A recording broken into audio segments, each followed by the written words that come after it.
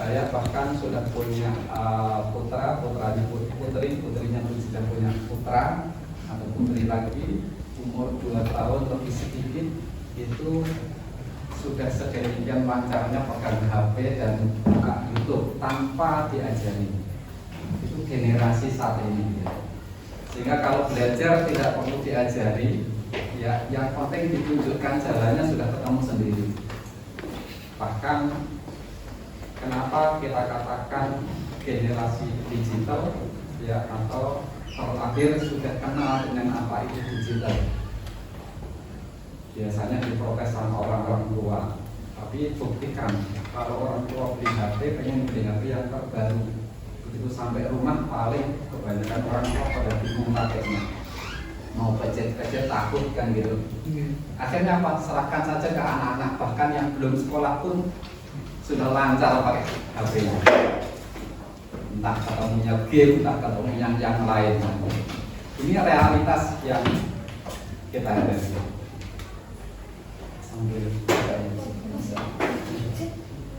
Saya akan coba nanti berdasarkan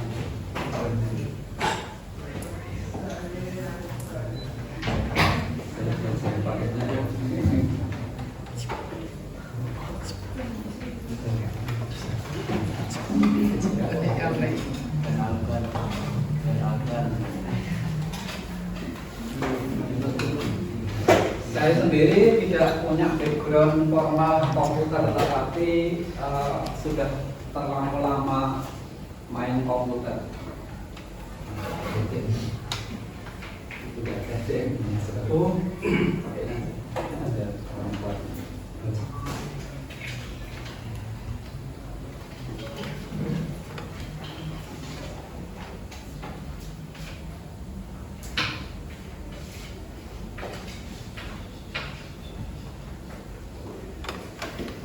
Jadi kalau toh misalnya mau tanya pengalaman, nanti kita berbagi bersama. Dan lagi keberuntungan yang dimiliki saat ini silakan dimanfaatkan sebaik-baiknya. Cerita sekilas, dulu belajar komputer susahnya bukan main. Yang punya komputer di rumah itu boleh dibilang bisa dihitung jari. Saya mengajar komputer tahun 90, mempersiapkan materi, kadang-kadang harus ke rental gitu ya. Di kantor kadang-kadang sampai tidur di kantor, karena apa? Kesempatannya untuk menyiapkan hanya di tengah malam. Pagi buka kantor jam 8 pagi sampai 9 malam, tidak ada komputer yang nganggur. Semua dipakai. Karena apa? Jumlah komputernya yang sedikit dipakai, yang pemakainya banyak.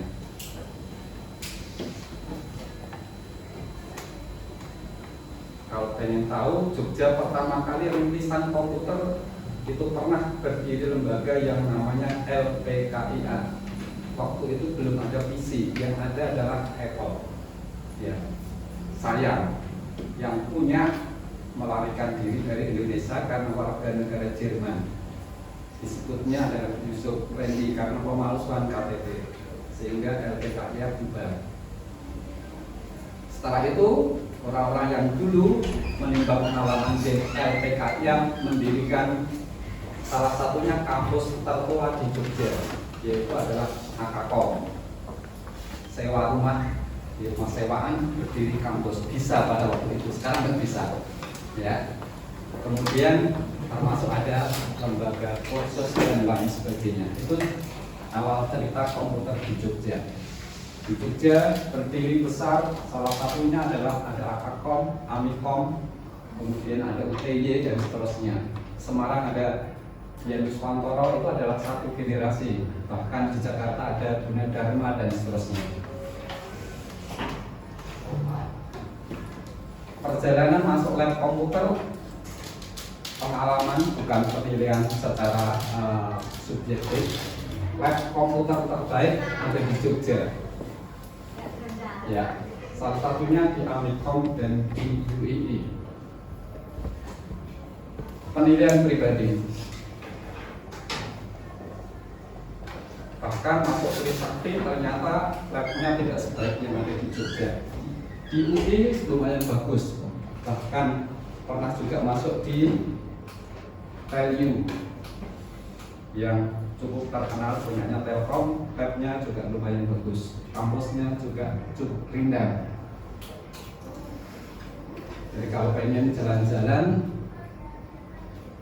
dibayar, diongkosi ya gabung dengan kegiatan-kegiatan volunteer seperti itu. Saya cukup lama, beberapa tahun bergabung dengan CSR-nya Telkomsel yang menyelenggarakan pelatihan-pelatihan maupun kompetisi yang berbasis IT. Jadi untuk guru-guru punya program IDL, Indonesia Digital Learning. Untuk dosen mahasiswa punya program Indonesia Next. Untuk SMA, SMK punya program Next Dev Junior. Untuk SD, SMP punya program namanya Internet Baik. Jadi cukup lengkap. Dan karena ikut serta di situ bisa pergi-pergi ya sampai Tarakan, Kalimantan Utara, sampai Pontianak, Singkawang, Manado dan seterusnya. Sekalipun lama-lama capek juga pergi-pergi ya. Biasanya kalau pergi bahkan 10 hari bahkan sampai 1 bulan lebih nggak pulang sebentar pergi lagi kan gitu.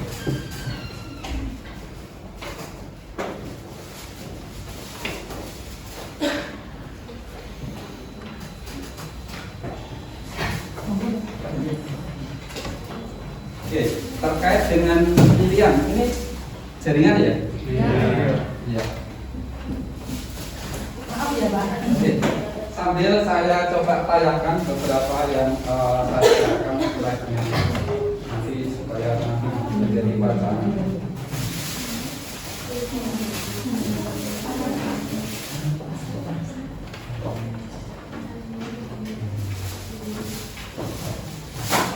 Jadi beberapa video yang saya upload itu saya apa ya?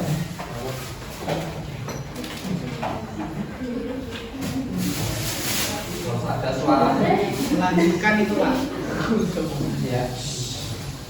Jadi lahir dia sudah kenal dengan komputer gitu ya. Pengurusnya sendiri karena dia belajar dari internet. Ya. Sampai semua pada bingung, kemudian turun ambil HP dan seterusnya. Itu adalah ilustrasi tentang network digital.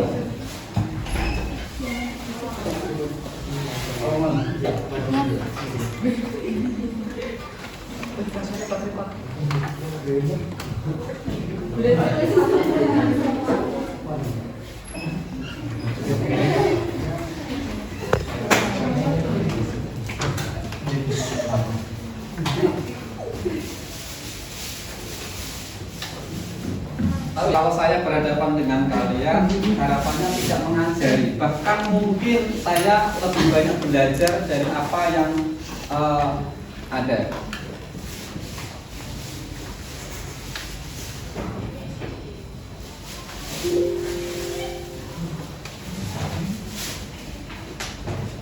Kemudian silakan nanti berikan motivasi kepada diri masing-masing. Lihat proyeksi ke depan seperti apa. Berita beberapa bulan yang lalu, 2-3 bulan yang lalu, bahkan sudah diciptakan satu paket microchip yang bisa masuk ke dalam sel darah kita. Masukkan di situ. Ya.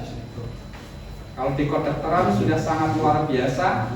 Kalau sekarang mau periksa, seperti robot kecil bisa masuk ke dalam rongga perut kita, pakai kamera, orang sudah lihat di layar. Sekarang ternyata bukan hanya robot kecil yang masuk di saluran pencernaan kita, tetapi sudah masuk di sel darah kita. Ukurannya mikro, tetapi di dalamnya ada sekian ratus, sekian ribu prosesor yang di-pack menjadi satu. Jadi masuk dan berjalan dalam peredaran darah kita.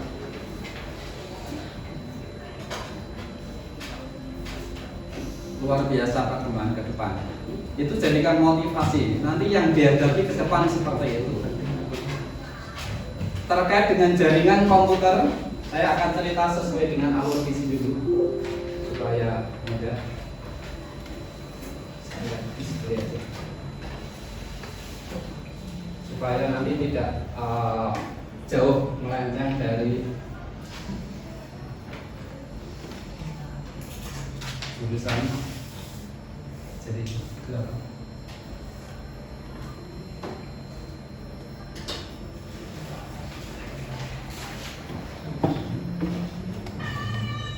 Yang tadi ya, kita lewati ya. Oke, sekilas cepat saja. Komputer itu apa? Komputer itu adalah hubungan antara brainware atau firmware, hardware dan software. Sudah tahu ya maksudnya ya? Yang saya tekankan software itu apa? Software itu sesuatu yang tidak kelihatan, dulu dipersoalkan. Bahkan sampai inspektorat, kemudian ya itu selalu mempertanyakan tentang software itu apa. Sekarang sudah sangat-sangat familiar dikenal, orang sudah sangat paham. Pengadaan aplikasi pembelajaran di sekolah menjadi bahan pertanyaan. Kenapa? Nah, beli CD kepingan di trotoar-trotoar hanya harga 3.500 gitu ya. Padahal di dalamnya itu berbeda-beda. Buat isi di dalamnya bisa saja menghabiskan dana yang luar biasa.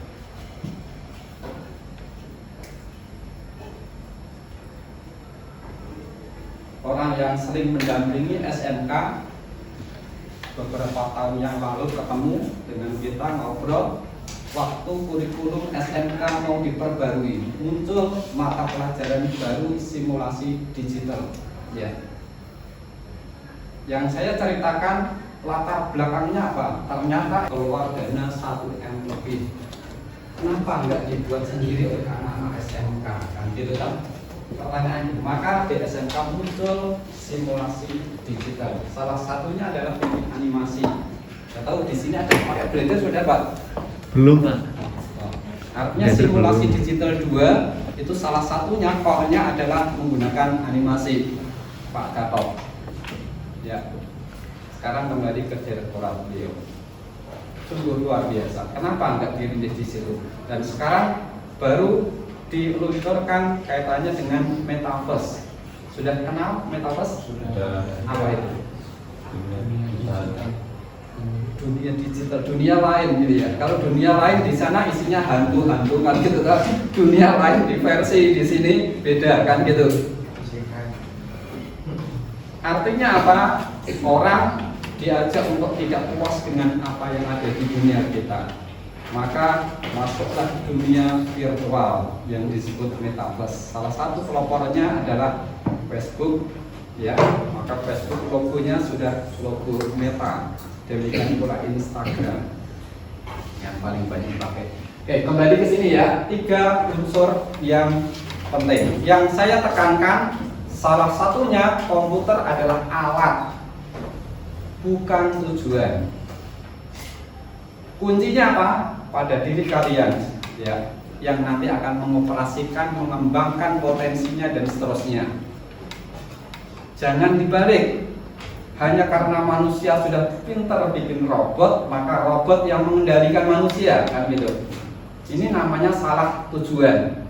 Harusnya komputer dijadikan alat. Alat untuk apa? Untuk mempermudah pekerjaan. Maka ya yang sudah generasi sebelum kalian merasa belajar komputer itu susah. Katanya mau mempermudah kok dibilang susah kan gitu. Maka ubah konsep berpikir seperti ini.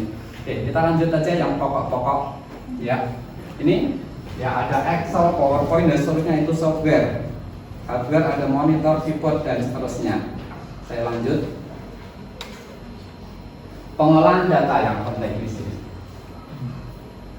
komputer dibilang adalah punya kemampuan mengolah data sedemikian cepatnya dalam waktu yang singkat, bahkan ribuan jutaan operasi bisa dikerjakan hanya dalam waktu satuan detik. Tapi kenapa hanya dipakai untuk mengetik gitu dia? Kalau mengetik untungnya apa? Memang lebih cepat, 1000 kali lebih cepat. Enggak toh? Ya. Justru di SMK lebih tepat mengetiknya zaman dulu yang masih pakai ketik manual, diajari mengetik 10 jari. Sekarang dapat 11 jari sekarang ya. Nah, ini yang harusnya diunggah kembali. Input, proses, output. Apa sih bedanya input dengan output? Kualitas data. Saya hitung luas persegi panjang sama dengan panjang kali lebar. Kalau tujuannya mencari luas, maka luas itu adalah informasi. Panjang dan lebar itu adalah data yang diolah.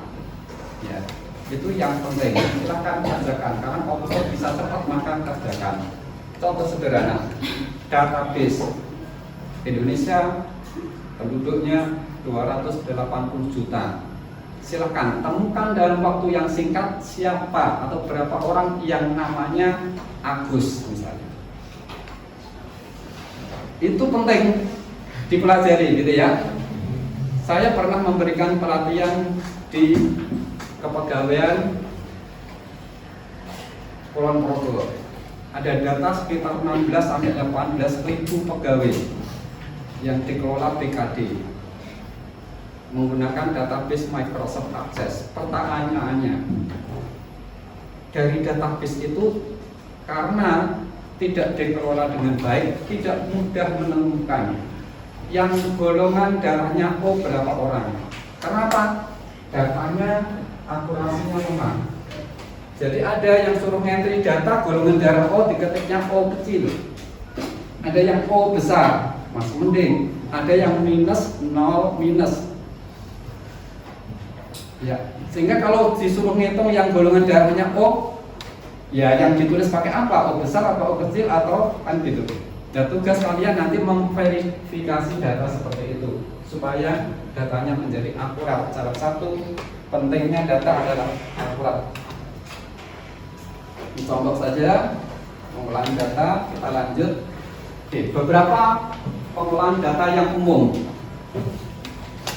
Ya, validasi, pengurutan, peringkasan, gabungan, analisis, laporan, dan pengelompokan. Ini yang utama. Nggak usah mikir yang rumit-rumit. Ya, seluruh data penduduk Indonesia 280 juta yang usianya dari 0 sampai 5 tahun berapa orang? Yang usia kerja belum bekerja berapa orang? Itu penting. Itu hanya mengklasifikasikan atau juga hanya mengurutkan saja dipakai. Bisa nggak melakukan itu? Ya, itu penting gitu ya. Sehingga apa? Nggak salah sasaran, bansos nyasar kemana-mana kan gitu. Oke, kita masuk jaringan sebentar. Fungsi jaringan yang pertama kali konsepnya adalah dasarnya adalah komunikasi. Saya kontak dengan kalian, ngobrol seperti ini, ada dua pihak, itu komunikasi. Ada dua pihak atau lebih. Ada yang mau disampaikan materi komunikasinya, ada salurannya, ya, gitu ya. Berarti ada berapa unsur yang harus ditemukan? Pihak yang berkomunikasi, penerima dan penyampai pesan, ada pesannya, ada alat komunikasinya atau sarana komunikasinya. Komunikasi dalam bentuk apapun. Ya, konsep dasarnya itu yang dipegang. Alatnya nanti berkembang. Sekarang belajar pakai katakanlah jaringan. Kabelnya masih kabel UTP misalnya kan gitu ya. Bentar lagi ganti kabel optik misalnya. Bentar lagi ganti wireless misalnya. Itu akan berkembang terus. Ya. Kalau jaringan sudah hafal tentang WiFi ya. Sudah ada 4G, 5G, sebentar lagi adalah 6G ya, 6G yang di beberapa negara sudah dipakai, Indonesia belum, kan gitu ya. Apa toh bedanya? Kalau beli HP sempat nggak diperhatikan, atau beli laptop sempat nggak diperhatikan fitur Wi-Fi-nya atau device untuk koneksi Wi-Fi-nya serinya yang seperti apa? Apa asal beli, oh warnanya bagus gitu ya, cari yang warnanya ungu kan gitu. Tapi dalamnya ada, karena belajar tentang jaringan harus tahu di situ. Oke, kita lanjut. Setelah komunikasi apa di situ? Lanjut komunikasi data. Berarti yang dikomunikasikan adalah data. Data itu apa? Tadi adalah data adalah bahan yang diolah menjadi informasi kan gitu toh. Data digital itu apa? Data dalam bentuk digital. Apa itu digital? Tadi dibilangnya adalah native digital, anak-anak digital, generasi digital kan gitu. Apa itu digital? Apa? Yuk, jangan ngobrol ya, nggak nyambung. Apa itu digital? Ya, sesuatu yang ya, sesuatu yang bukan analog. Kalau kita ngomong di sini itu namanya adalah digital. Jadi kebalikan, kalau kita mau memahami warna putih, ya harus tahu warna hitam gitu ya. Jangan sampai nanti warna putih ada begini-begini, warna hitam aja nggak tahu kan gitu kan. Kebalikannya paling tidak untuk menjelaskan. Jadi dunia kita adalah dunia yang analog, continuous. Kita ngomong analog kan gitu loh. Kemudian diubah menjadi digital. Digital itu mengenal hanya dua unsur, on dan off, listrik mati dan hidup kan gitu kan. Kodenya menjadi kode 0 dan 1 atau kode biner. Biner dikembangkan menjadi kode oktal yang 4 digit. Jadi data satuannya jadi byte. Kenapa sih satu byte itu 8 bit? Karena basicnya adalah 2, on dan off, 0 dan 1. Maka byte itu adalah 8 bit. Kalau 1 kilobyte berapa byte? 1 kilobyte. Ya, yang sudah belajar komputer. Kalau beli flash disk, beli flash disk. Cari ukuran berapa? 8 giga. Iya, 8 giga. Giga sudah terlampau tinggi lah. Kilo aja dulu lah. 1 kilogram berapa gram? 1 kilometer berapa meter? Enggak siap banget ini. Suruh ngukur nggak ketemu nanti. Sudah? 1000. Benar? 1 kilogram 1000 gram. Ya, yakin? Kata kau ragu-ragu. Ya. Terus 1 kilobyte berapa byte? Pertanyaan. 1000. Jadi perbedaan konsep. Kalau kehidupan sehari-hari kita pakai basicnya adalah desimal. Simbol angka desimal itu 0 sampai 9, ada 10 digit. Maka 1 kilogram 1000 gram. Tetapi di dunia digital, di komputer itu dasarnya adalah biner. Maka 1 kilobyte itu 1024 byte.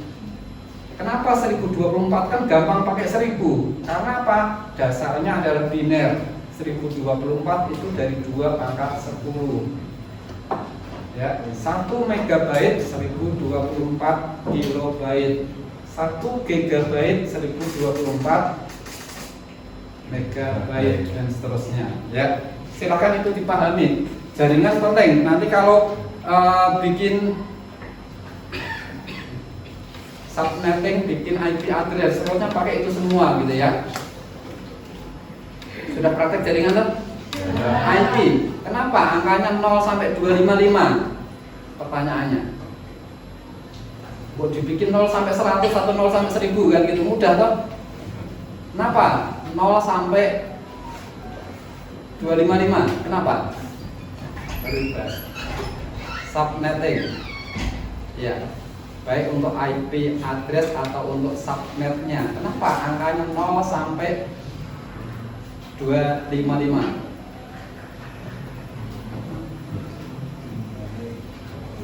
Kalau menulis 255 pakai heksadesimal nulisnya apa? Tahu heksadesimal? Bilangan heksadesimal itu bilangan apa? Oh, jaringan ini. Ya, jaringan ya. Jadi kalau misalnya kita pakai nulis biner itu kodenya kan 0 dan 1. Berarti 0 1 hidup mati gitu ya. Sampai terakhir mati kan gitu. Ya, kalau mati selesai kan. Ya, biner 0 dan 1 kodenya. Kalau oktal maka 0 sampai 7. 8. Ya. Jadi kalau istilah nanti harus masuk semua. Kalau istilah HP-nya sekarang ada octa-core, berarti core-nya ada 8 kan gitu. Jangan sampai tidak mengerti yang seperti itu. Ya, kenapa sih sekarang komputer octa-core pakai seperti itu, multi prosesor? Ya karena sudah mentok akalnya manusia. Saya cerita sedikit, komputer pada saat dikembangkan prosesor, jagonya prosesor salah satunya adalah Intel, Silicon dan seterusnya, AMD dan seterusnya, membuat satu prosesor dengan kecepatan yang tinggi. Dulu pernah keluar 3,2 ya, giga. Itu sangat-sangat tinggi. Itu sudah mendekati kecepatan cahaya. Resikonya sangat tinggi. Itu sudah nggak bisa ditingkatkan lagi karena sudah maksimal. Diupayakan seperti apapun. Ya, karena kecepatan cahaya dianggap sebagai satuan tertinggi. Dampaknya tidak lagi punya keberanian untuk melampaui yang kuasa. Maka komputer kecepatannya diturunkan, gitu ya. 3,2 sekarang kalau jadi di pasaran prosesor dengan kecepatan itu sudah tidak ada lagi diproduksi. Padahal dulu sempat diproduksi. Terus kompensasinya apa supaya komputer lebih cepat? Dibuat paralel. Ya dulu hanya satu prosesor tapi banter banget gitu. Sekarang 2 prosesor didobel sampai 8 prosesor disebut octa-core. Jadi didobel supaya apa? Prosesnya lebih cepat. Dan komputer saat ini dinamakan multitasking. Jadi kalau ada 2 pekerjaan atau lebih itu dikerjakan prosesor sendiri-sendiri, maka semuanya menjadi lebih cepat. Jadi tidak ada Samson lagi di prosesor itu ya, tidak ada yang prosesor yang sangat cepat sehingga dia bisa mengerjakan banyak hal sekaligus, nggak bisa. Maka prosesornya banyak. Ya. Kalau dulu kalau ada 8 pekerjaan prosesornya tunggal, maka satu orang ini harus mengerjakan 8 pekerjaan itu sekaligus. Sekuat apapun, ya akhirnya panas, komputernya jeblok kan gitu. Nah sekarang prosesornya dibikin paralel banyak. Kalau ada 8 pekerjaan, padahal di situ ada 8 core, maka masing-masing core bisa menangani satu pekerjaan. Oke ya. Oke, kembali ke sini. Ada mau tanya boleh ya? Ya. Ya. Tentang komunikasi data. Data dikirim. Data digital tadi ya. Tadi saya jelaskan kenapa 255. 255 core-nya dari 2. 2 pangkat berapa jadi 255? Cari tahu. 2 pangkat 8. Gitu ya. Jadi tidak ada angka 100. Kalau 100 kembalinya desimal, itu kehidupan kita. Ya, 0, 10, 100, 1000. Di peralatan digital basicnya adalah 2. Warna ada berapa bisa dimunculkan di layar monitor? Warna Berapa macam warna bisa tampil di layar? Nah, saya pertama dulu lihat komputer warnanya cuma 2, hitam putih. abu-abu dan kan gitu. Maka monitor green namanya, green monitor. Sekarang umumnya warna itu bisa berapa banyak? Bisa ratusan ribuan. Berapa? Ratusan atau ribuan. Kalau pilih warna berapa? Pernah ngetik pakai MS Word? Pilihan warna ada berapa yang bisa dipilih warnanya? Berapa banyak? Ya harus smart di situ ya sekarang ya. Kalau kita menuliskan warna itu adalah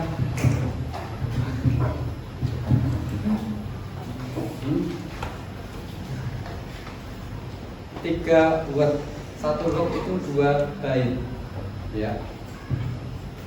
Warna layar, warna cahaya itu unsurnya 3, maka disebutnya RGB.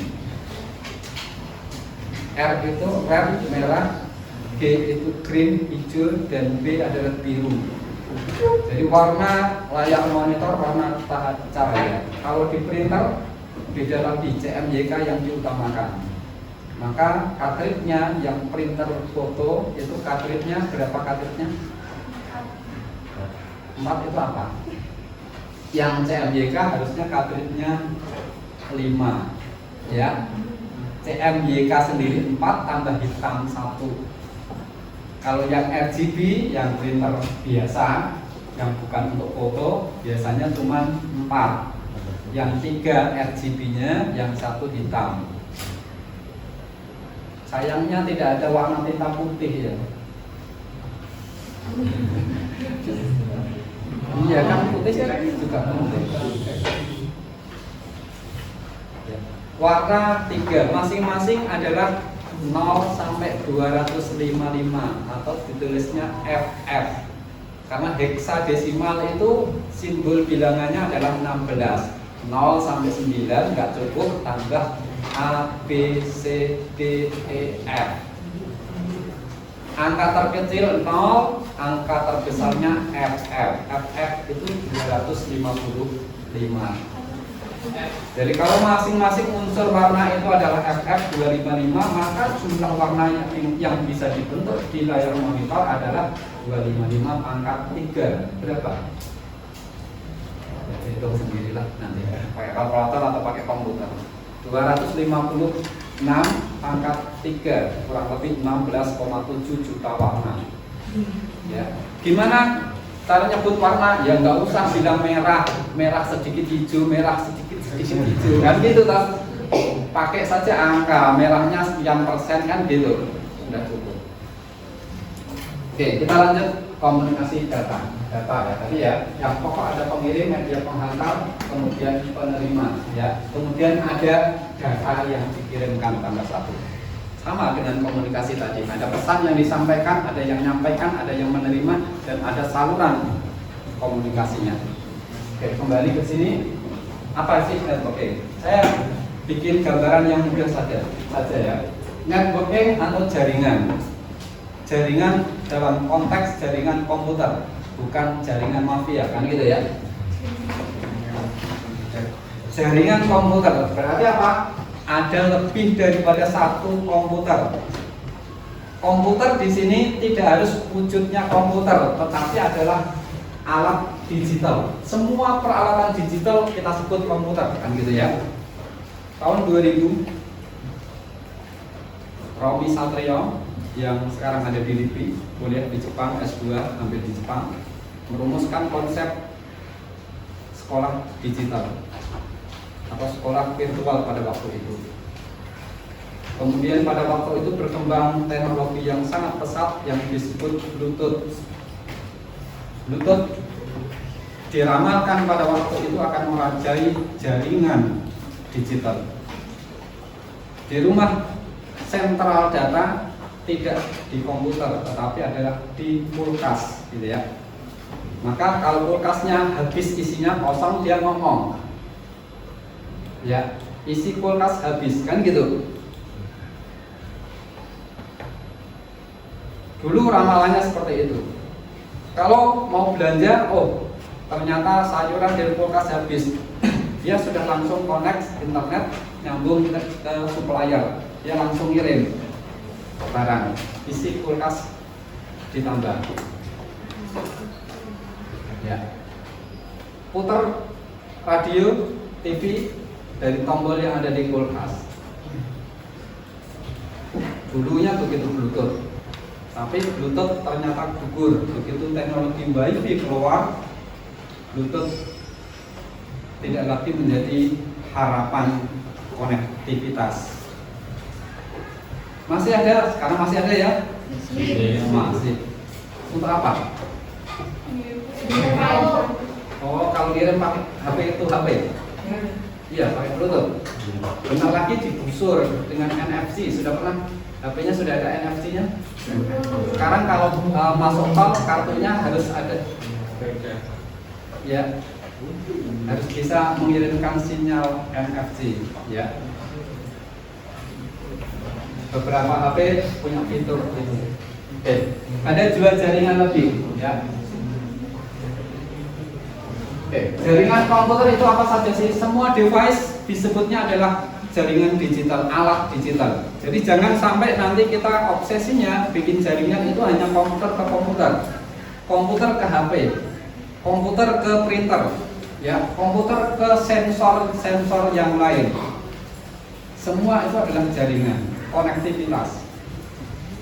Kemarin beberapa teman dari Jakarta datang ke Jogja cari, ya, orang yang suka bertani, ya, suka komputer, gitu. Diajak bekerja sama untuk bikin pertanian digital. Ya, di sawah atau di kebunnya nanti dipasang sensor kelembapan udara. Jadi kalau tanamannya kehausan, dari HP ketahuan gitu. Tanaman saya kehausan, gitu ya. Maka klik tombol ini, otomatis alat penyiram akan keluar, kan gitu kan? Ini juga jaringan gitu ya. Dulu pada waktu banjir sepanjang dari Merapi Kalijodo sampai Bantul, sini nggak sampai ya, lain jurusannya Merapi di sana. Di beberapa tempat titik di Kalijodo dipasang sensor ketinggian air. Ya, kalau ketinggian air terlampaui maka keluar SMS, kiriman SMS langsung ke server. Ya, pemantau ketinggian air sampai sekian langsung bisa dibaca. Sekarang tidak lagi pakai seperti itu. Sekarang sudah pakai perangkat Wi-Fi detektor.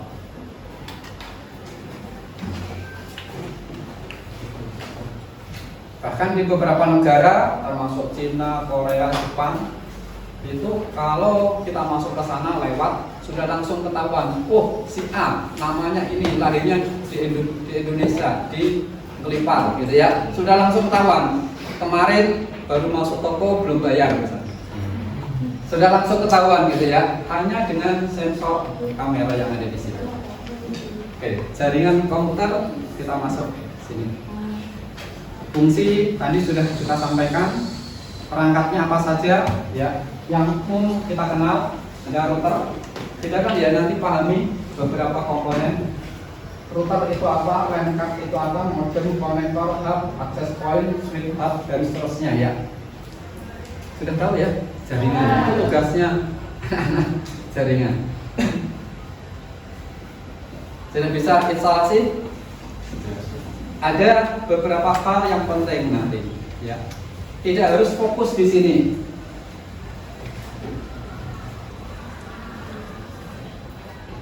Infrastruktur jaringan itu penting, tetapi manajemen jaringan, aplikasi jaringan, pengembangan pemanfaatan jaringan juga penting. Jadi kalau misalnya ambil jurusan jaringan komputer, jangan fokus di instalasi jaringan semata. Karena apa? Jaringan dibuat, komputer satu dengan yang lain dihubungkan, tidak ada manfaatnya kalau tidak dipakai. Ya nyatanya komponen jaringan ngetik sendiri-sendiri semua, gitu ya. Pernah ngetik bersama? bikin satu buku. Saya pernah sama teman-teman di PPTD Kesenian di Jalan Kaliurang bikin dapat sertifikat rekor muri dalam waktu 1 jam ya. 3.000 orang menulis bareng dan langsung jadi buku. Bebas yang ditulis hanya cerita. Jadi kita jaringan di beberapa kota kumpul. Di Jogja terkumpul sekitar 200 orang, di kota lain juga jadi satu. Buka file, katakan MS Word atau yang lain. File itu diketik bareng. Ya, namanya writing collaboration. Jadi yang jaringan harus tahu itu. Jadi dalam waktu sekejap, ya ada yang nulis cerita dari bangun pagi sampai gitu ya. Ada yang nulis cerita lucu-lucu dan seterusnya semua. Akhirnya jadi satu buku yang sangat tebal, hanya dalam waktu 1 jam, kurang dari 1 jam. Writing collaboration itu sudah ada fiturnya. Dipakai tidak kan gitu. Ya, itu salah satu. Silakan masing-masing nanti dipahami. Ya.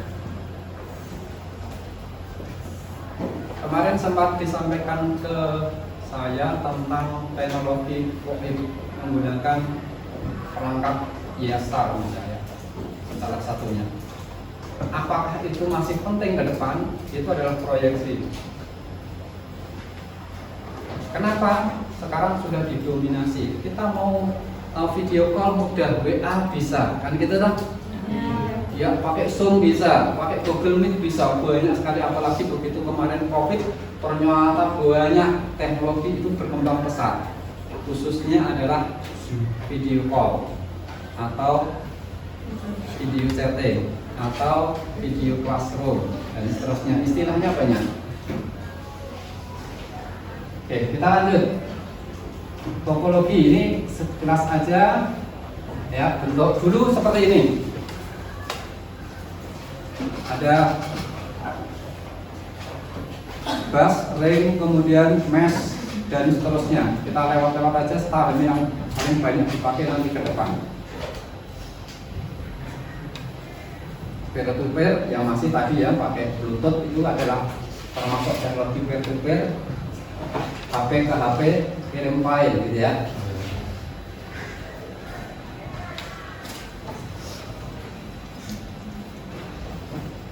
Oke, kita lewat sekarang tentang IP address. Kita pakai di sini ya. Kembali lagi ke sini. Kenapa 255 ini yang pokok? Ya. Penomoran IP address P4. Sekarang sudah P6 sudah mulai banyak dipakai. Jadi pertanyaannya, ini 4 blok, masing-masing adalah 2 byte FF, berarti angkanya 0 sampai 255. Simple, berarti jangan pernah menggunakan IP address yang angkanya di atas 255, pasti itu salah kan gitu ya. Tapi kalau di bawah 256 ya belum tentu benar karena belum mengikuti aturan-aturan yang ada kan gitu. Tapi kalau di atas itu jelas pasti salah kan gitu, karena angka ini tidak bisa lebih daripada itu. Pertanyaannya ya, kenapa sih? Apakah sudah mencukupi? Silakan nanti dihitung berapa device yang bisa terhubung kalau kita hanya menggunakan IPv4 ya. IPv4 itu sudah mau habis ya, atau bahkan kalau tidak dikendalikan sudah habis. Cuman sayangnya pengendalinya kadang-kadang juga menimbulkan masalah. Kenapa sih? Kadang-kadang akal-akalan provider kalau kartunya mati dibuang. Ya. Kita dibenturkan pada masalah sekarang kartu dipakai untuk ID. Jadi daftar katakanlah e-commerce, Shopee, Bitly, Tokopedia pakai nomor HP. Ya, sekarang banyak seperti itu. Kalau kartunya nomornya hangus gimana? Ya hati-hati, karena kelemahan yang ada karena ini juga sudah mau habis dan itu terbatas. Kadang-kadang kartu yang sudah mati dijual kembali oleh provider. Artinya kartu itu akan menjadi milik orang lain, sementara sudah terlanjur dipakai untuk registrasi ini dan seterusnya. Maka hati-hati di situ. Harus segera dibersihkan atau ulang semua akun yang dimiliki. Oke, kita lanjut nanti. Ini ada ini. Ini bloknya ya, kelasnya ya. Kita lewati kabel sudah tahu ya. Dulu awal kita pakai kabel koaksial seperti ini, sekarang sudah jarang dipakai. Saya pernah bikin jaringan pertama kali, masih belum ada Windows, masih pakai NetWare versi 2 dengan beliau Prof. Sujanto, direkturnya Amikom. Semau nggak jadi gitu ya. Padahal pengen menghubungkan hanya 3-4 unit komputer pada waktu itu. Settingnya, pengaturannya lumayan susah. Belum lagi adalah kabelnya. Kualitas kabel juga menjadi menentukan. Nah sekarang semuanya jadi mudah, tinggal colok ke akses point atau router pakai WiFi sudah nyambung semua komputer. Maka manfaatkan itu sebaik-baiknya. Di sini adalah koaksial, kemudian di sini ada UTP yang sekarang kita pakai seperti ini ya. Kabel, 8 kabel.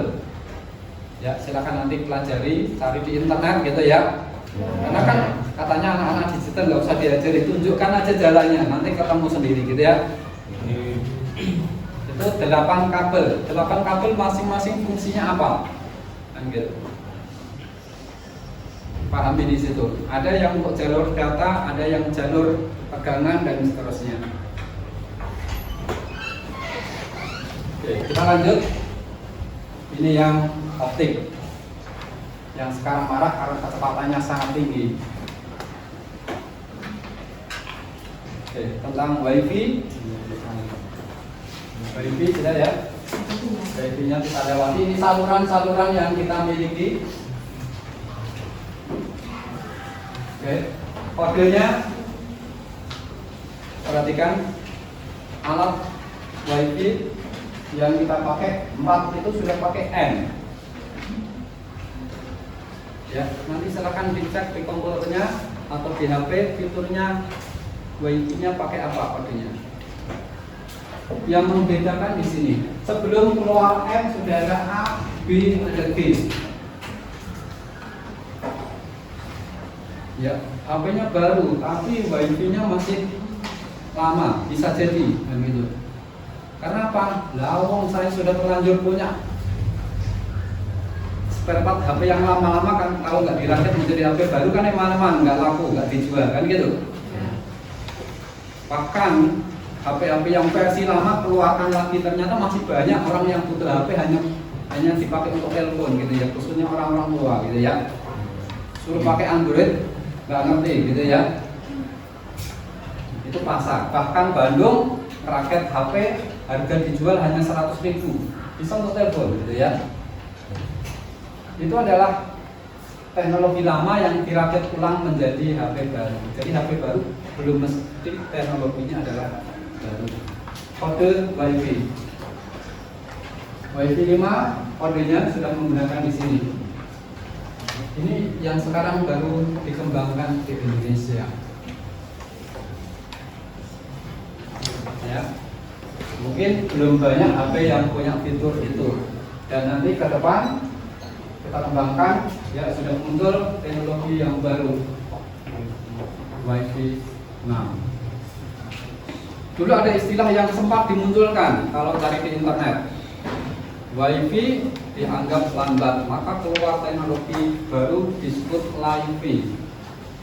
Ya, tapi istilah LiFi itu sama dengan WiFi yang baru kan gitu. Maka di sini yang diubah istilahnya bukan WiFi yang diubah, tetapi generasi WiFi-nya yang diubah. Ya, perhatikan di sini kode-kodenya, baik yang di komputer, baik yang di perangkat yang ada maupun yang di HP. Itu adalah konektivitas jaringan. Antena yang ada di atas ya. Yang marak ada 2,4. Rata-rata bentuknya seperti apa? Pernah lihat antena tower? Ya, 2,4 itu bentuknya apa? Terus yang bulat itu yang 5,8 kebanyakan. Daya pancarnya berbeda. Tapi kelemahan WiFi itu adalah blok dinding. Jadi kalau dindingnya beton sebelah sana sekalipun dekat mungkin nggak nyambung. Karena WiFi-nya harus cari jalan keluar dulu, baru balik lagi ke situ ya. Maka harus bebas hambatan WiFi. Kabel di sini sudah tahu ya, maksimal kira-kira aman berapa meter?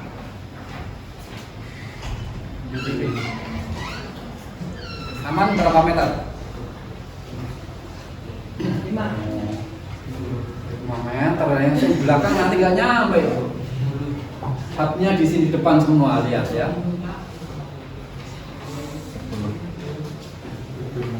Biasanya amannya itu hanya diambil 50% ya.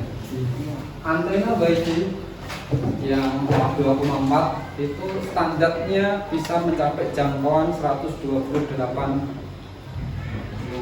km, tetapi diambil aman hanya 64 karena noise-nya kemungkinan gangguan-gangguan akan selalu ada, dan itu pun tetap harus tanpa hambatan. Maka ya, orang Indonesia khususnya yang Jogja kreativitasnya sangat tinggi, bikin antena yang bisa menangkap gelombang radio 2,4 dengan wajan gitu ya, maka disebutnya antena wajan. Silakan nanti kembangkan masing-masing. Ini adalah beda-bedanya WiFi, teknologi WiFi-nya. Kemudian 4G, 5G, 6G dan seterusnya nanti silakan kembangkan. Oke. Ini macam-macam alat yang bisa dipakai. Oke, silakan yang mau bertanya silakan.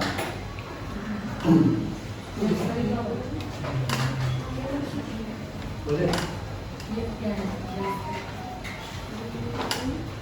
Jaringan yang pertama adalah infrastrukturnya, perangkatnya, ya, bagaimana disambungkan. Harus device yang satu dengan device yang lain. Kali device nanti tidak terbatas pada komputer. Ya, device tidak terbatas pada komputer. Di mobil nanti sentral, hidupin tape hanya dengan satu tombol. Apalagi teknologi glassnya yang termasuk di motor Microsoft dan Google sudah berkembang. Kaca bisa disentuh, bisa jadi layar, kan gitu ya. Saya tunjukkan sedikit.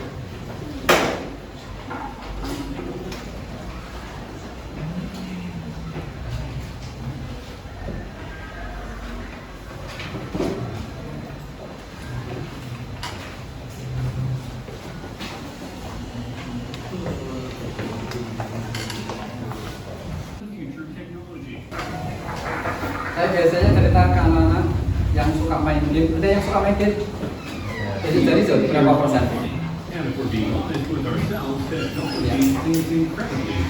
Oke. Apakah sekedar hanya pemain game? Ya.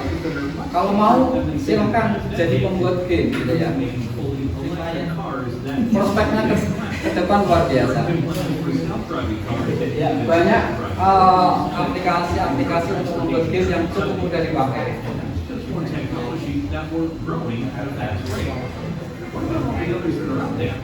What will technology be as we get closer and closer to 2050? Let's start with one that well and truly could happen very soon. Drones.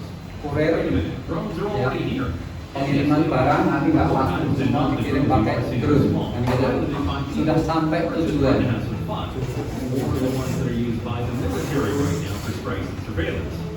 All very fun, but in the future, drones could be an integral part of our daily Beberapa lives. teknologi You've likely seen shows of kontak people slide talk about how in a yang few years dipasang di drones mana could create a new delivery yang punya services. kemampuan seperti hanya sudah dilengkapi dengan prosesor, sehingga nanti kalau mau masuk dunia virtual, metaverse tidak lagi butuh alat-alat yang berat, hanya untuk kontak slide tempelkan di mata sudah kelihatan di sana dunia internet yang dikehendaki. Not that it's impossible right now. It's more of a question of numbers, logistics, costs, and making sure that the deliveries themselves are done in a methodical and careful manner.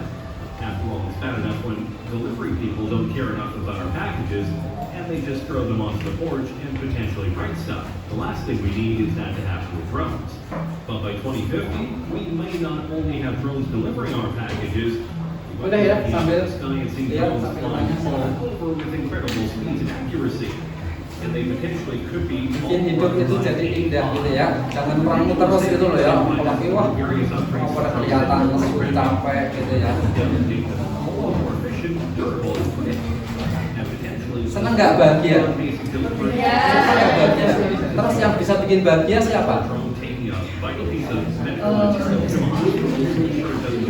Kalau doanya minta bahagia tapi nggak bikin bahagia diri sendiri kan gitu kan? Maka ya boleh senyum itu tapi jangan terus-terusan senyum, nanti orang lain lihatnya gimana? Mungkinnya ketawa terus gitu ya. Membahagiakan diri sendiri. Trains ferry people and all sorts of cargo around in an efficient and reliable manner, which is why they've been in use for hundreds of years. If we're being honest here, while trains are efficient and reliable in certain ways, they aren't exactly fast, especially when it comes to passenger and freight trains. They can take a long time to get to their destination, and at times, it's more logical to take other modes of transportation, which is why companies are making special kinds of trains that can go much faster. You know of the magnetic trains of Japan, no doubt, but others like the Virgin Hyperloop are trying to push things even farther. Passengers or cargo are loaded into the Hyperloop vehicle and accelerated gradually via electric propulsion through a low-pressure tube. Vehicles close above the track using magnetic levitation inclines the airline speeds for long distances due to ultra-low Negara aerodynamic Cina drag. itu jadi orientasi pengembangan teknologi itu. Silakan menurut saya ikuti teknologinya, tapi jangan ikuti keyakinannya, gitu ya. Karena Cina adalah negara tanpa agama. KTP di Cina tidak lagi ada menyatakan agama, orang tidak wajib punya agama dan seterusnya. 100 miles per hour, which means if they were able to do this across the entire Ada United dua States, seri yang luar biasa pembedaannya. you could travel Cina, multiple Hong Kong setelah dilepas dari Inggris masuk wilayah Cina. Tapi ada waktu 25 tahun untuk masuk totalitas ke Cina. Hong Kong orangnya sangat disiplin.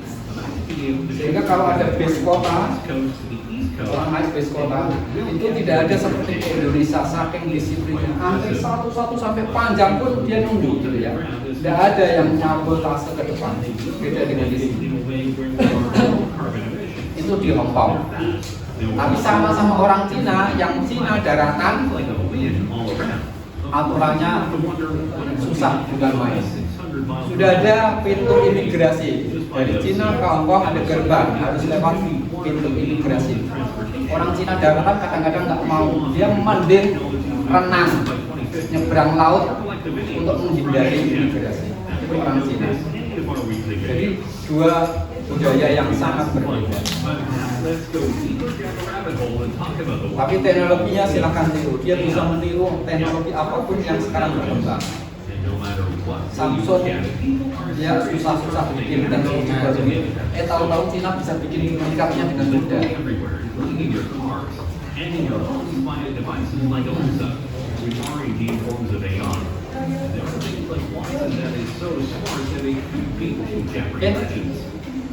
Ngomong ketemu lah ya, mau tanya lah ya. Nanti kalau nggak ketemu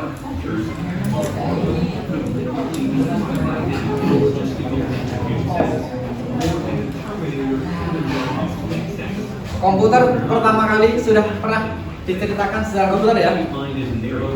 ENIAC dan seterusnya sudah belum. Bentar. Komputer pertama kali ukurannya berapa? Kurang lebih 4 meter kali 7 meter. Hah? Ya memang begitu. Komputer pertama kali ukuran itu. Gimana cara mengoperasikan? Ada ribuan saklar. Jadi kalau mau mengoperasikan komputer ya saklar-saklar itu kombinasikan sesuai dengan yang dibutuhkan. Nah, soal itu tak saklar, ya. Dan segitu panasnya bukan main, maka ruangan itu harus dibikin besar, ada pendingin yang mampu mendinginkan mesin sebesar itu. Ribet banget, ya. Saklarnya ya nomor 1 harus begini. Tahun katakanlah 78 sampai 80 sampai 82-an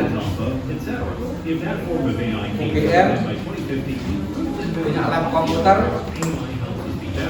menggunakan input device namanya kartu plong.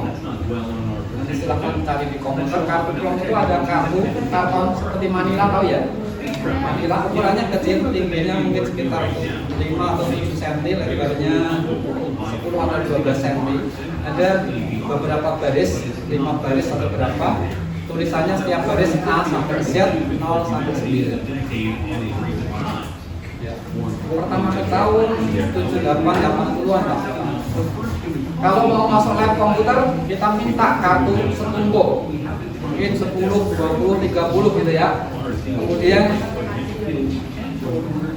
ambil pensil 2B, centangi huruf yang dibutuhkan. Misalnya mencetak tulisan A di layar, gitu ya.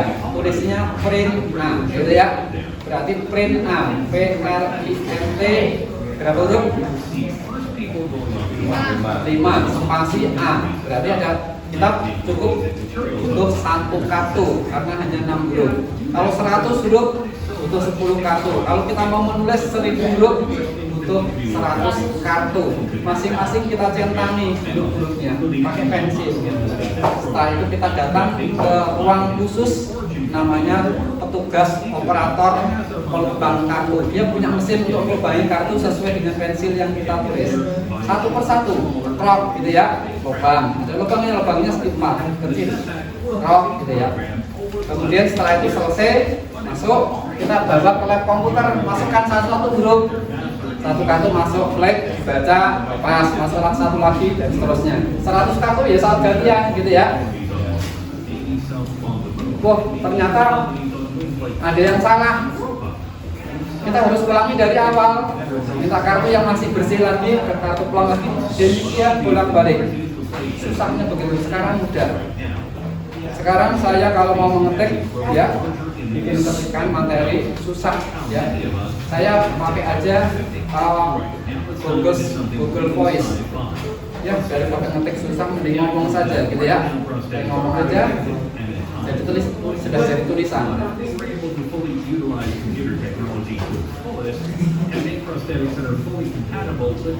Maka teman-teman guru dalam komunitas guru menemukan materi yang disebut menemu baling. Pernah dengar? Menemu baling, menulis dengan mulut, ya, membaca dengan telinga. Jadi kalau mau mengetik nggak pakai keyboard, kita ngomong saja, selesai.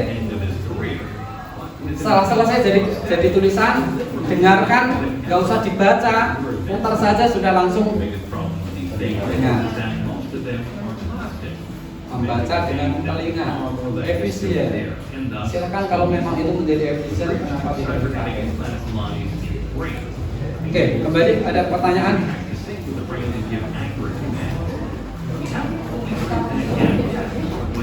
Teknologi masa depan.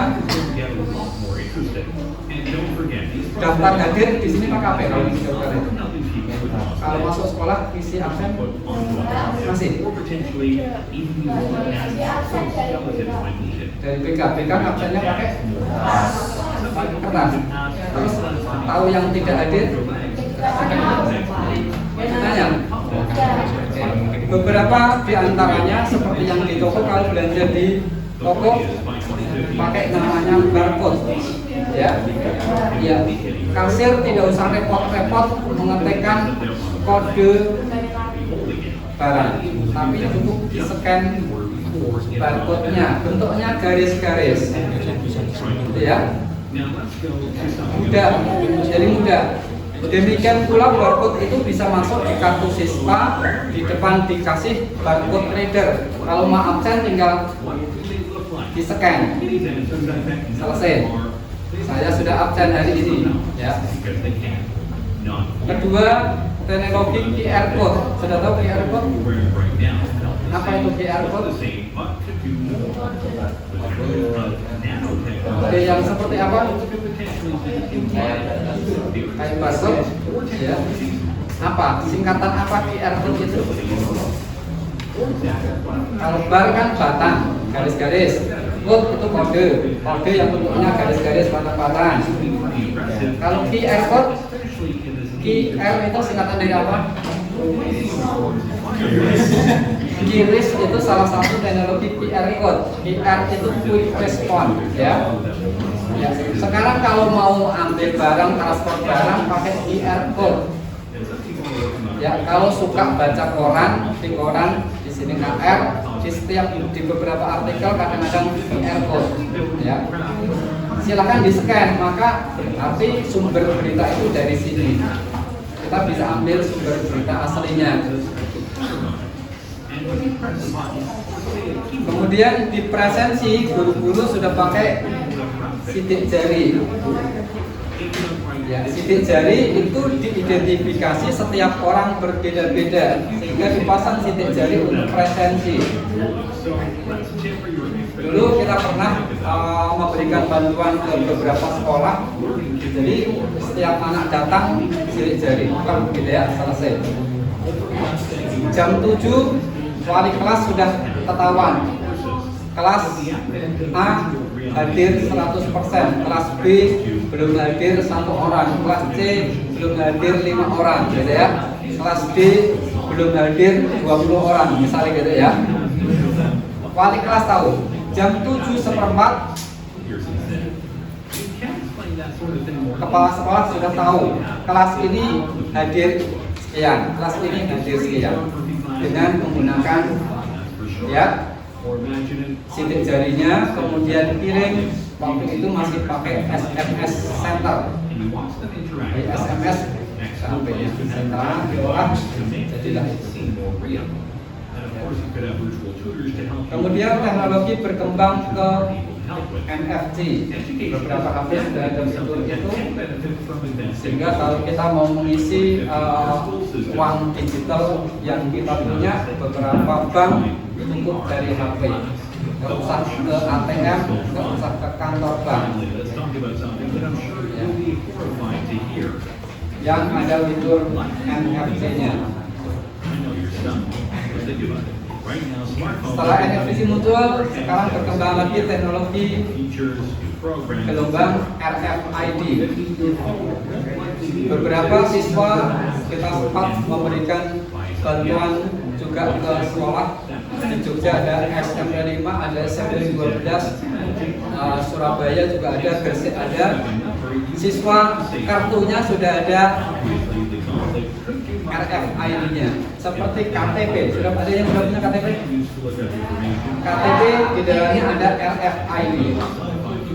Ya, RFID itu tidak harus didekatkan seperti NFC. Kalau NFC itu harus didekatkan untuk bisa dibaca. Bluetooth harus dihadap-hadapkan dalam jarak tertentu. Ya, RFID bisa jarak. Jadi bisa sensornya dipasang di lorong, ya, sekalipun kartu siswanya di dompet atau di saku, itu dia lewat sudah langsung otomatis absen atau presensi hadir diketahui. Pakai RFID. Sekarang di kampus-kampus sudah menggunakan Android teknologi HP. Jadi tiap klik, absen, gitu ya. Wah, enak, dari rumah bisa absen. Ya tergantung nanti kalian yang menekuni networking jaringan itu mengembangkan aplikasinya. Jadi tidak sekedar adalah infrastrukturnya, hubungan kabel-kabelnya, tetapi juga aplikasinya. Mahasiswa datang presensi tidak bisa kalau dia dari rumah karena lokasinya dibatasi. Ya, begitu klik presensi, maaf, Anda di luar jangkauan, kan gitu. Anda masih berada di rumah, kan gitu. Kemudian kalau di lokasi begitu presensi, otomatis klik kameranya otomatis hidup dan ngambil gambar kirim. Sehingga nanti petugas di tata usaha di TU ketahuan, oh, ini kok hadir orangnya nggak ada, fotonya backgroundnya di sawah misalnya gitu ya, kan ketahuan kan gitu. Yang seperti ini teknologi jaringan yang harus diterima, dikembangkan. Face detector, beberapa sekolah yang guru-guru sudah absen pakai scan wajah. Itu scan wajah diambil dari foto ya, foto, kemudian aplikasinya yang men-scan wajah ini mengidentifikasi punya siapa. Baru aja mobil keluar di jalan cepat, langsung ketahuan nomor platnya ini, pemiliknya ini, kan gitu kan? Kecepatannya melampaui kecepatan maksimal yang diizinkan. Ya, lampu merah beberapa sekarang sudah dipasang kamera CCTV. Ya, oh ini motor ini nomor platnya ini melewati marka waktu di lampu merah, maka hati-hati. Jadi di beberapa traffic sudah dipasang CCTV yang mampu mengidentifikasi keberadaan kendaraan kita.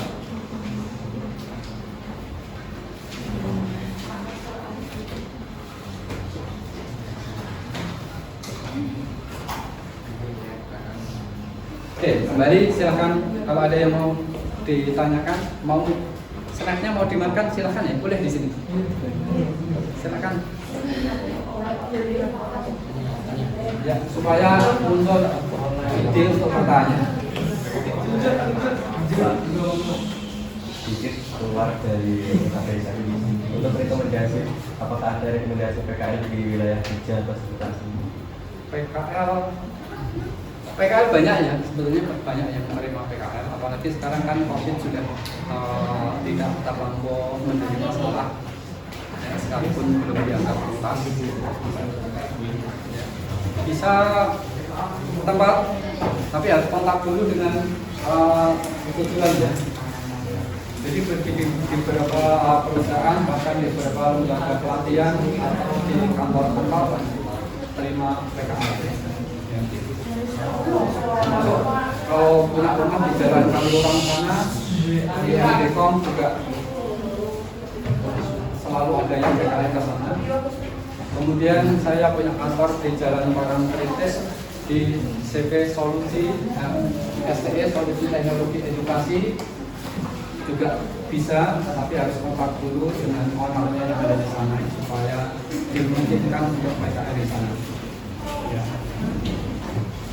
Saya rasa masih terbuka lebar, baik di sini sendiri Gunung Kidul maupun juga di Sleman kota dan seterusnya. Sokor-sokor yang cocok ya, cocok lokasinya, cocok situasinya. Tadi dulu info dari teman-teman sebelumnya. Jadi kalau PKL, saya cenderung tadi referensi dari kakak-kakak kelas yang sebelumnya. Kemudian pengalaman mereka apa, kalau cocok bisa coba di sana. Kalau tidak ya cari tempat lain, banyak peluang. Bahkan yang baru bisa diizinkan.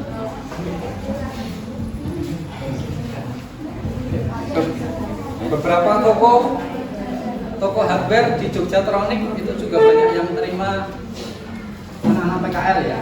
Cuman kan karena banyak SMK itu kan banyak gitu ya, maka tentu ada batasan-batasan. Kemudian kalau mau menekuni atau mendalami kembali tentang jaringan, bisa saja ke provider yang mengelola jaringan. Salah satunya Jogja adalah sentralnya Mikrotik, ya. Citra Web atau Citra Net itu adalah yang punya lisensi Mikrotik di Indonesia, mungkin, atau sub-subnya dari Citra Net sendiri. Jadi Mikrotik selalu lewat sana sebelum terdistribusikan ke yang lain, termasuk sertifikasi Mikrotiknya. Tapi cari tempat yang nyaman, situasi tempat tersebut sesuai dengan, sebetulnya sangat lebih baik lagi jika rombongan, ya, satu rombongan berapa orang, nanti pemantauan dari guru pembimbing juga lebih mudah. Ya, lagi silakan. Pesan saya yang utama, belajar itu sekarang tidak dibatasi waktu, tidak dibatasi tempat, ya, maka manfaatkan dari sekolah, dari bapak ibu guru, ambil alurnya, kerangka pembelajaran yang ada, kemudian konten pembelajaran silahkan cari sendiri di internet, semua ada di internet. Jangan kalah dengan ibu-ibu, ya. Ibu-ibu yang di dapur masak sekarang sudah sambil lihat YouTube. Iya, ini caranya masak ini gimana, ya? Sudah sambil muter. Maka kalian yang memang belajar di jaringan jangan kalah. Semua ada. Hanya kita harus tahu mana yang diambil, mana yang tidak, mana yang baik, mana yang buruk, mana yang benar, mana yang tidak benar. Ya, karena semua ada. Tinggal kita yang membuat saringan tersendiri. Oke, ada lagi satu orang. Kalau pas kecil itu kan, ya kalau di masa depan itu mobil pakai terbang, orang-orang terbang. Terus di masa depan itu mungkin nggak bisa gitu semua. Menurutnya mungkin dari polisi gitu. oke, ya, tadi sudah kita tayangkan bahwa ekspedisi sangat mungkin nanti adalah dikelola menggunakan drone seperti itu. Kemudian sering lihat TV? Ya, Raffi Ahmad kemarin mengumpulkan beberapa leads orang kaya mendadak, ya, yang beberapa diantaranya menjadi tahanan, kan gitu, ya. Terus salah satunya yang di Jakarta, impiannya apa? Membuat usaha taksi terbang. Itu sudah dirintis dan siap jalan. Beberapa ekran yang ada, Raffi Ahmad pesan barang di toko, diantaranya pakai heli.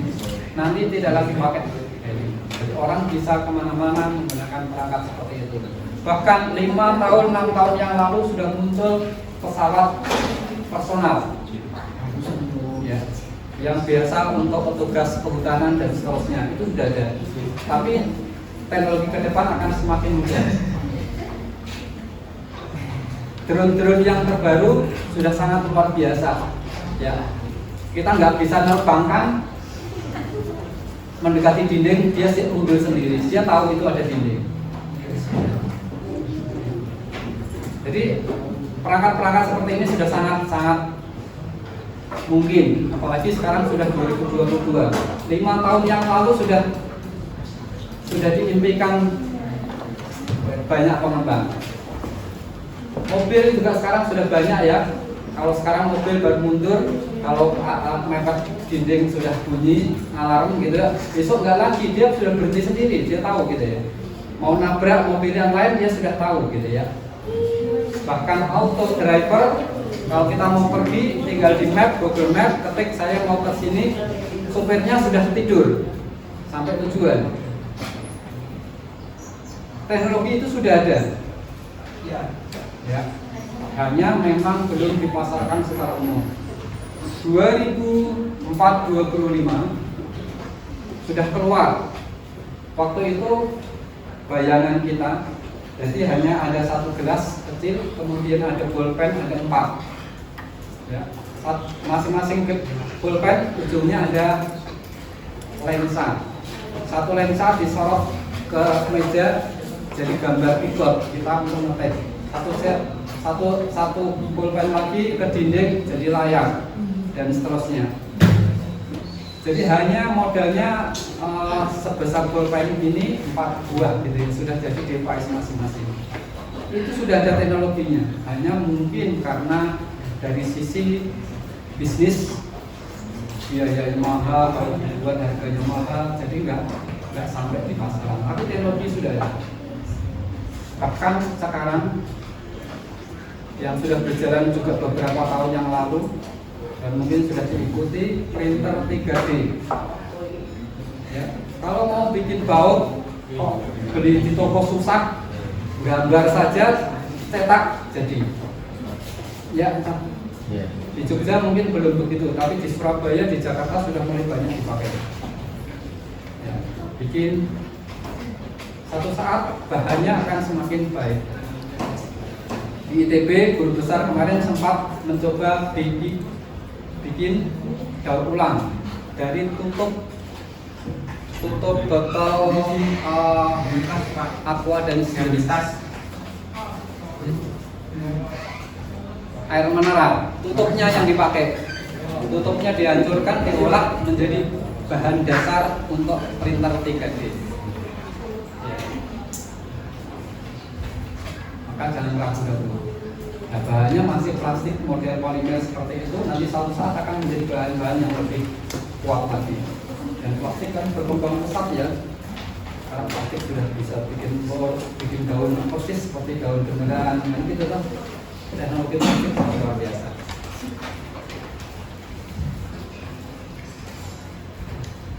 Sekalipun masih pro kontra, sensor juga berkembang luar biasa ya. Kemarin pas ada yang tahu ceritanya Sambus? Ya. Saya pakai VMware terus.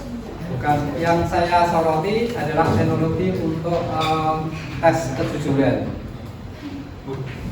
Jadi itu sudah menggunakan sensor dari detak jantung kemudian aliran darah, maka bisa menyimpulkan orang ini jujur atau tidak.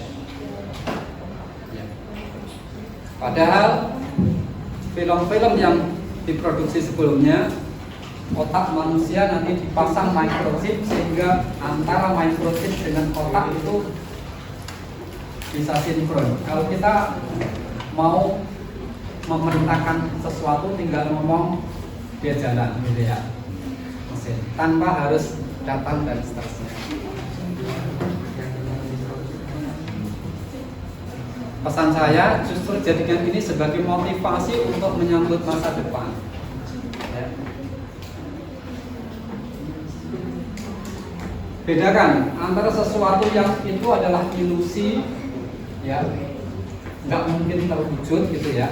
Tetapi ada yang sesuatu yang itu rasional untuk diwujudkan di masa depan.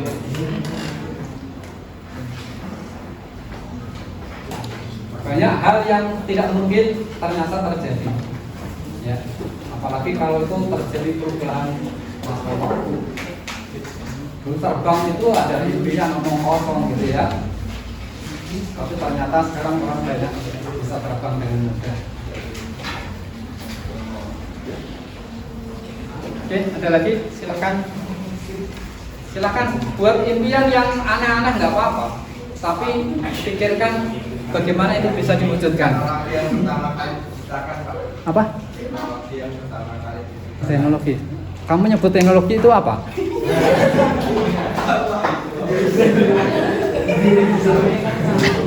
Jadi kalau di sawah ditemukannya cangkul itu teknologi gitu ya. Pertama kali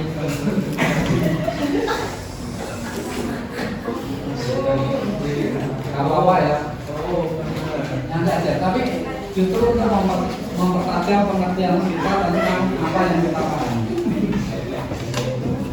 Pak, kalau teknologi hologram itu bagian Cyberpunk. Teknologi hologram sebetulnya itu visualisasi dimensi. Saya justru membayangkan dulu tahun 2000-an kan mulai dikasih tentang penemuan laser, sinar laser. Yang mengembangkan adalah orang IT, komputer dan elektronika pada waktu itu. Untuk bisa bikin sinar laser itu alatnya besar, listriknya juga besar, gitu ya. Nah sekarang bolpen aja bisa laser kan kita hanya dengan baterai kecil. Tetapi siapa yang berhasil memanfaatkan yang pertama adalah militer. Sudah ditemukan senjata laser yang bisa nembus beton. Kedokteran sekarang kita pakai laser, bedah pakai laser.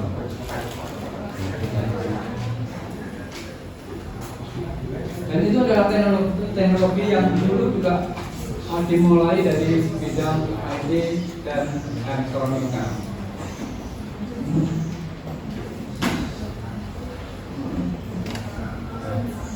Kalau kita membayangkan prosesnya menggunakan robot yang lebih pintar dari manusia sehingga kita yang dari manusia nongkrong saja, ya itu yang salah gitu loh. Karena apa? Teknologi itu adalah alat bagi kita, jangan kita yang jadikan alat.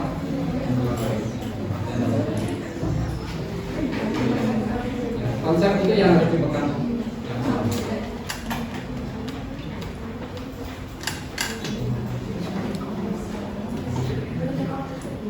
Silakan nanti kalau pengen ada yang menemuni IoT ya, Internet of Things. Itu perangkat yang nanti bisa kita desain sendiri, kita program sendiri, ya, yang simple. Toh alat-alat untuk belajar itu IoT sekarang juga murah. Hanya botnya kecil, ada yang hanya harganya di bawah 100.000 juga sudah sangat banyak. Jadi contoh sekarang, ya, sensor sekarang masih pakai infrared. Kenapa nggak pakai sensor? Bisa pakai program. Misalnya ini, ditemukan sensor tentang cuaca misalnya. Kan sekarang sudah ada, tinggal pasang sensornya, hubungkan dengan WiFi itu mengirimkan ke HP yang kita miliki, HP kita nanti bisa lihat, oh saya sekarang di luar kota, tapi di rumah sekarang cuacanya lagi dingin, misalnya gitu.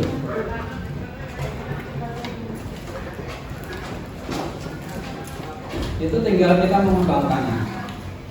Sama tadi, petani sekarang karena lahan pertaniannya besar, yang pengusaha, kalau yang petani beneran ya sawahnya kecil-kecil dengan itu. Yang pengusaha, misalnya kelapa sawit gitu ya, dia bisa pasang wifi dan sensor kelembaban udara, kemudian kebutuhan oksigen, nitrogen dan seterusnya. Kemudian dari kantor tinggal lihat setiap tanamannya seperti apa.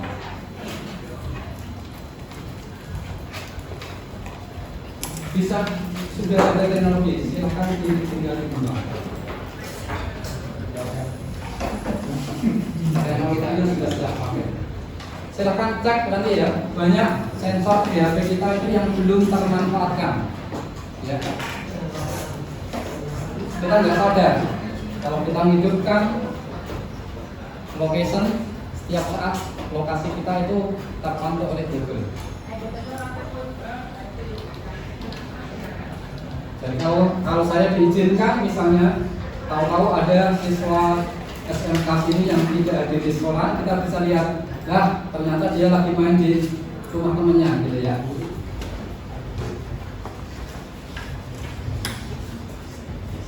Dan itu yang nanti ditargetkan ke depan, termasuk yang kalau sekolah sudah menggunakan Google for Edu, sudah punya email yang sekolah. SCID belum. Yang emailnya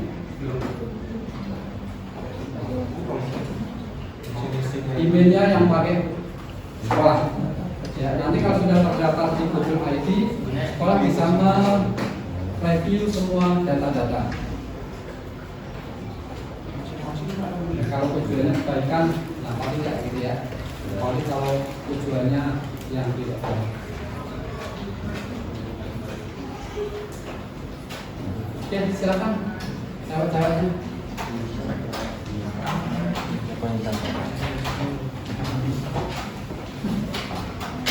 Kamera di salon sudah. Apa tuh? Di salon kosmetik dan estetika bahkan dengan kamera yang resolusinya sangat tinggi, bisa lihat sampai pori-porinya bermasalah atau tidak.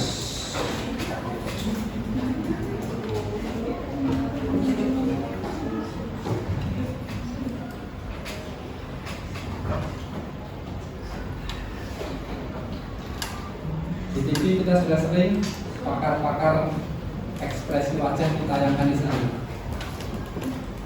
Hasil analisis ekspresi wajah silakan nanti tuangkan menjadi satu aplikasi di mana supaya yang ngomong tidak lagi mereka, tetapi sistem komputer. Di UI sudah ada jurusan baru IT Medical. Jadi IT untuk bidang kesehatan yang masuk di sana ada dokter, ada sarjana komputer dan seterusnya, start S2 ya.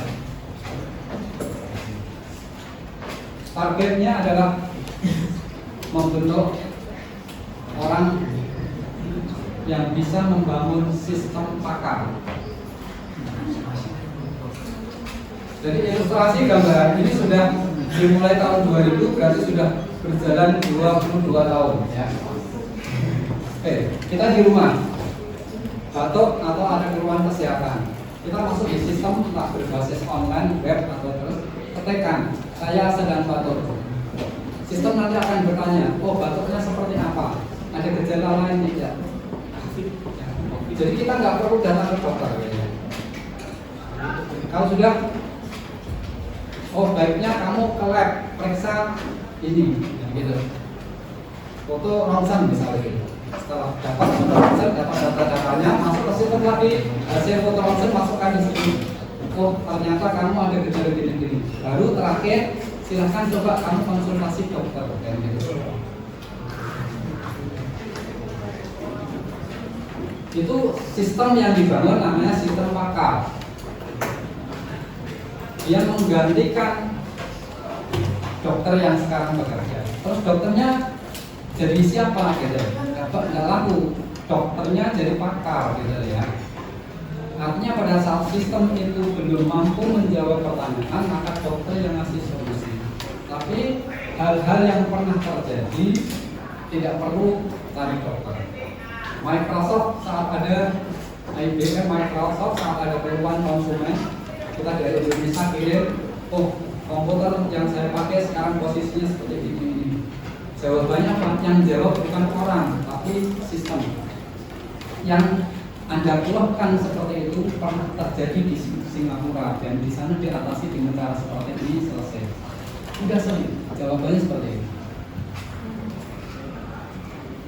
Jadi sesuatu yang pernah terjadi itu di sistem digital tidak perlu diulang. Kalau otak kita kan sering lupa.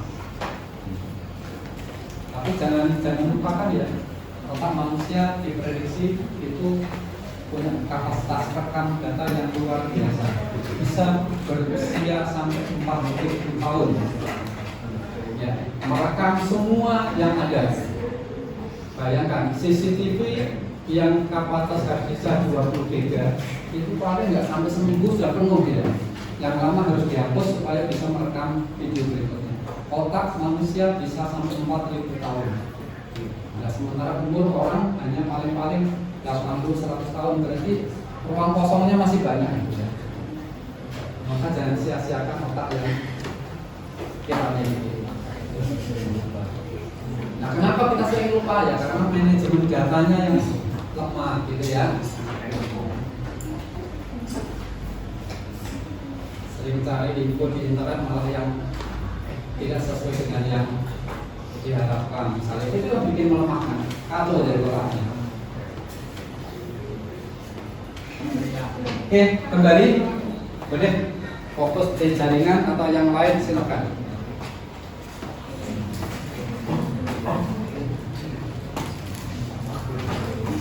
pertama kali belajar komputer tahun 1988 menggunakan mainframe di UPT, di Puspom UGM.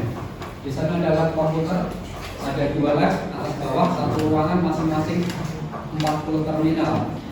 Keyboardnya gede, panjang, lebih lengkap daripada keyboard yang seperti ini. Bagiannya juga gede. Tidak ada CPU, CPU-nya jadi satu. Di bawah ada 2 CPU, masing-masing CPU ukurannya 1 almari. Satu CPU dipakai untuk 40 terminal. Jadi yang di terminal yang kita pakai itu isinya hanya keyboard dan layar. Mouse belum ada waktu itu, jadi harus ngetik. Ya, mainframe, namanya mainframe komputer besar. Jadi kalau klasifikasi komputer sejarahnya ada mainframe, komputer besar, komputer sedang, dan komputer kecil, komputer mikro. Yang kita pakai sekarang kategorinya yang paling bawah, mikro. Yang besar masih ada, masih beberapa. Teknologinya luar biasa, termasuk yang dipakai di teknologi ATM. Jadi ATM itu adalah salah satu bentuk teknologi, bukan mesin untuk ambil uang semata.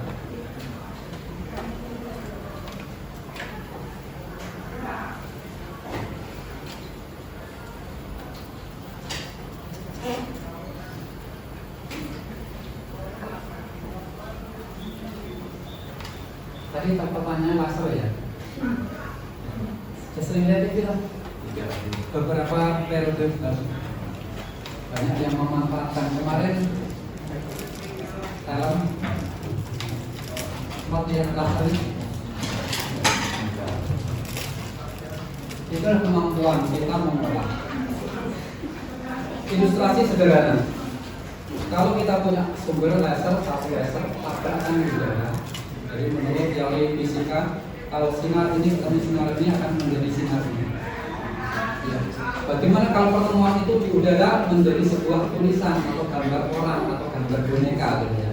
Maka itu yang namanya hologram.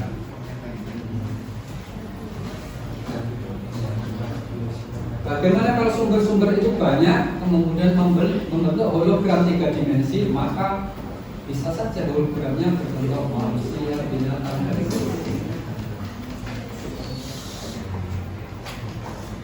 Memang butuh akurasi yang sangat tinggi ya. Jadi misalnya kalau di Jogja ada Sikatan itu kan laser biasa dimainkan, tapi kan hanya satu sumber. Kalau ada beberapa sumber dan menjadi satu kan bisa membuat efek gambar. Sama yang sering dilihat kalau pertandingan sepak bola dunia misalnya, yang pakai laser bisa bikin tulisan di bawah. Bahkan sekarang mungkin belum lama beberapa bulan belakangan iklan itu sudah luar biasa.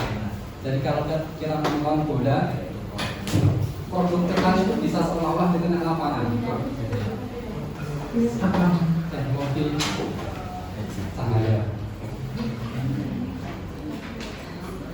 Bahkan panggung kesenian juga sudah mulai seperti itu di antaranya.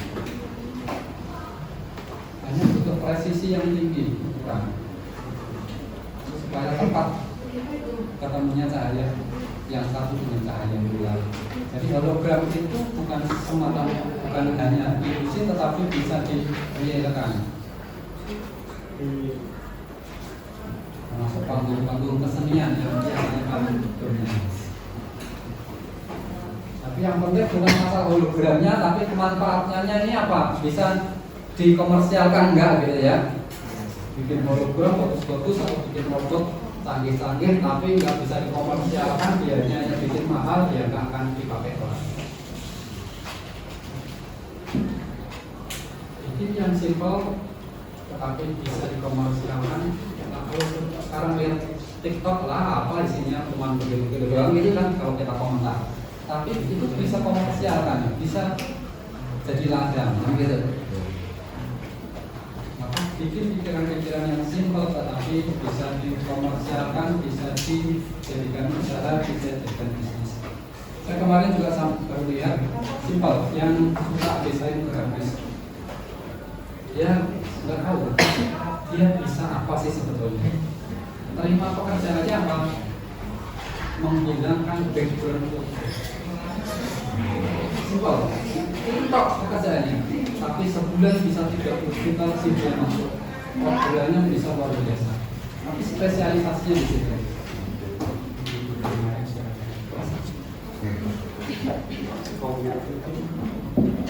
Jadi tidak yang kita pandang sesuatu yang sepele ternyata sesuatu yang besar buat orang lain. Saya punya teman di Jakarta, sama-sama punya sertifikasi di Adobe. Ya, dia bikin gambarnya simpel, kecil. Ya. Kemudian dipasang di websitenya Adobe, ternyata dipakai ke orang Amerika. Setiap waktu, setiap itu dibikin produk, dia dapat royalti. Lumayan besar. Produk itu padahal di sana dijadikan apa? Dijadikan gantungan anjing. Orang Amerika itu kalau lagi hari kemerdekaannya itu paling senang kan ngajak piaraannya anjing itu berada.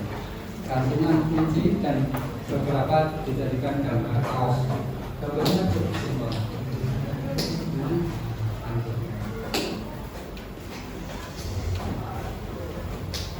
Gambar-gambar yang harus sudah miliaran sekarang kan sekarang jadi simbol-simbol unik.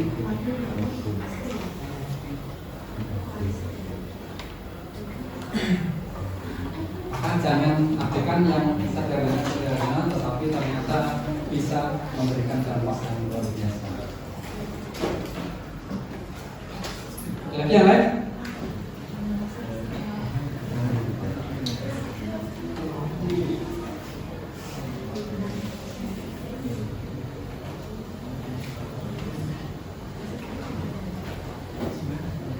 Kalau tidak ada, boleh kalau mau kontak, kalau mau bisnis, mau usaha, mau apapun sebetulnya sangat mungkin. Kalau mau tanya-tanya silakan. Nomor kontak saya WA 0813.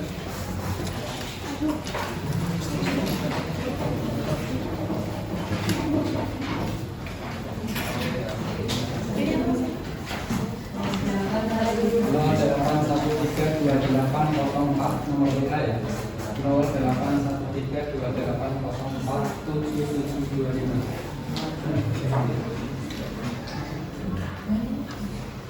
Saya lebih senang dan lebih senang di rumah, tetapi bisa bekerja. Sekarang lebih suka bikin aplikasi, baik aplikasi itu adalah berbasis web, jaringan, termasuk juga ada aplikasi desktop dan Android.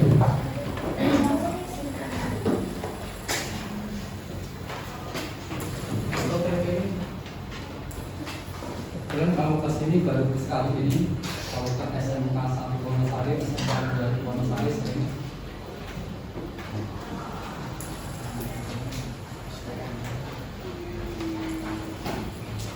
Di Jogja seringnya ke SMK 2 Depok.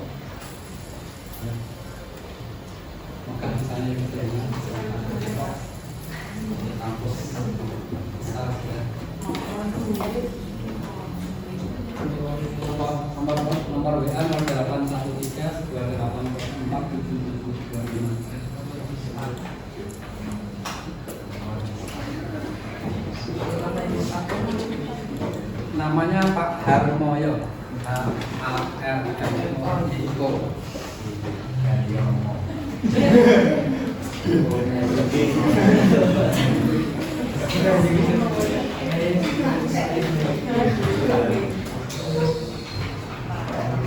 Websitenya silakan kalau mau. Saya punya website yang berisi LMS virtual class dan beberapa pelatihan kita taruh di sana. Ya. Baru proses pengembangan gunakan sekolah 2020.online atau .com, nanti tergantung yang aktif. Sekolah 2020.online. Sekolah 2020.online.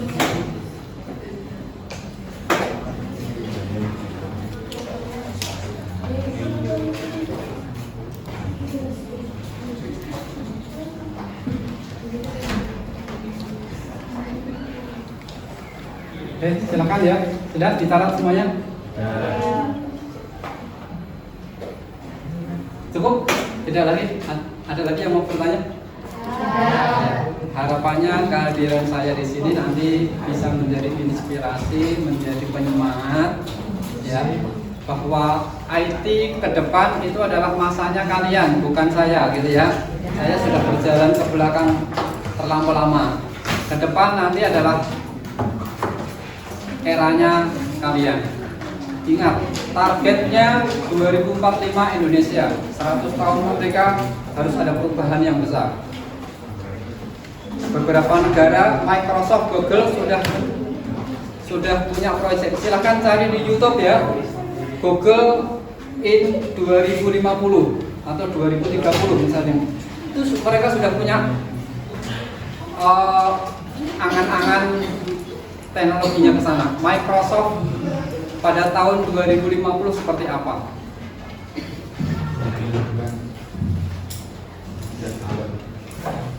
Google Glass itu sudah beberapa tahun yang lalu dikembangkan, cuman belum teraplikasikan saja di masyarakat. Oke, itu saja dari saya dan kurang lebihnya saya mohon maaf. Kalau ada yang mau kontak-kontakan silahkan, dan dari saya cukupkan sekian. Terima kasih. Assalamualaikum warahmatullahi wabarakatuh. Waalaikumsalam warahmatullahi wabarakatuh.